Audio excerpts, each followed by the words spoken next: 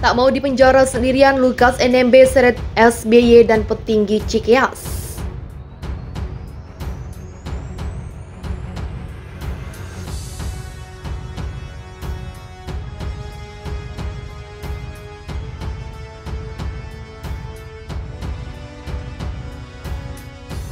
Cadas, Lukas NMB ditangkap KPK, AHY bungkam dan buzzer Partai Demokrat auto tiarap. Katakan tidak pada korupsi merupakan slogan yang begitu melekat pada Partai Demokrat kala itu. Slogan ini juga yang turut mengantarkan SBY terpilih jadi presiden 2 periode dan Partai Demokrat menjadi partai pemenang pemilu 2009. Tapi sungguh sayang kalau pada akhirnya partai berlambang bintang Mercy itu tega mengkhianati slogan yang telah turut melambungkan namanya tersebut. Awalnya katakan tidak pada korupsi, setelah Partai Demokrat berkuasa berubah menjadi katakan tidak pada korupsi. Tidak tanggung-tanggung puluhan kader Partai Demokrat yang diciduk KPK lantaran korupsi itu mulai dari ketua umumnya, ketua DPP, wasekjen, bendahara umum, anggota Dewan Pembina, menteri, anggota DPR hingga kepala daerah dari partai berwarna biru tersebut ada yang korupsi. Mirisnya Andi Malarangeng yang notabene koruptor Hambalang malah ditarik lagi ke Partai Demokrat dengan diberi jabatan sebagai sekretaris majelis tinggi partai. Ngomongnya katakan tidak pada korupsi tapi malah menjadikan koruptor sebagai pengurus partai. Nah, lucunya di tahun 2022 lalu masih ada juga kader Partai Demokrat yang korupsi. Di antaranya adalah Abdul Ghafur Masud, ex-bupati Manajem Pasar Utara itu ditangkap KPK pada Januari 2022. Ia disebut menerima suap sebesar 5,7 miliar terkait perizinan dan proyek di Kabupaten Penajam, Pasar Utara. Hingga pada Oktober 2022 ia divonis 5,5 tahun penjara. Cadas, kader Demokrat lainnya yang turut korupsi sebelum permainan lato-lato menyerang negara api adalah Nur Afifah Balkis. Hebatnya si Nur ini melakukan korupsi tersebut di saat usianya masih 24 tahun. Masih muda banget. Kalau Jaya Suprana tahu akan hal ini, bisa jadi dia bakal dapat rekor muri sebagai koruptor termuda. Karena koruptor itu biasanya usianya di atas 50-an tahun, sedangkan yang ini belum juga sampai setengah dari itu. Jadi kader Demokrat yang punya kasus bisa dibilang cukup beragam. Ada yang berasal dari kalangan koruptor yakni Andi Malarangeng.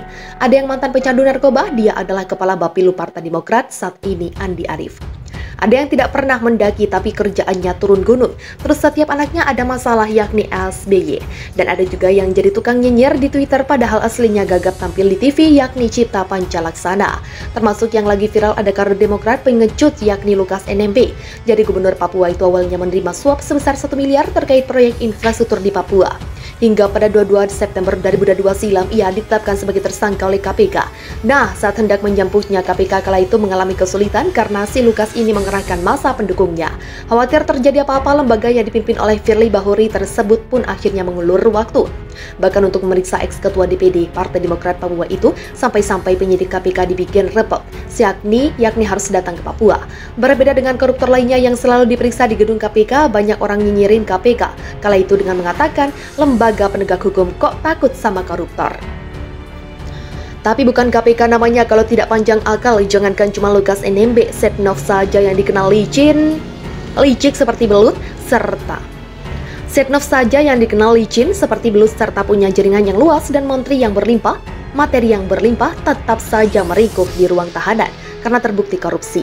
Dan tidak hanya dia seorang ketua partai yang berhasil diciduk KPK karena korupsi. Selain itu ada juga Lutfi Hasan Ishak, ex-presiden PKS, Rama Hurmuzi, dan Surya Dharma, ex-ketum PPP, dan Anas Urbaningrum, ex-ketum Partai Demokrat. Artinya apa? Lembaga anti korupsi ini telah teruji.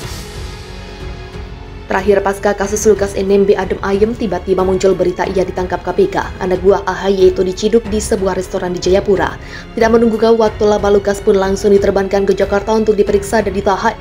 Itulah jadi orang jangan merasa paling hebat mentang-mentang jadi penguasa gak mau taat hukum.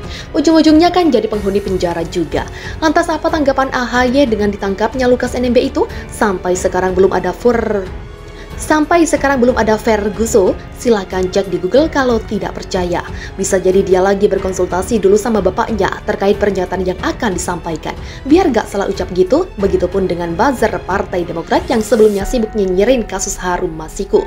Sekarang mereka malah lagi tiarap berjamaah. Semoga Om AHY gak sampai melakukan playing victim segala macam. Semoga Om AHY nggak sampai melakukan playing victim segala nantinya dengan mengatakan KPK berencana menggagalkan dirinya jadi cawapres Anies.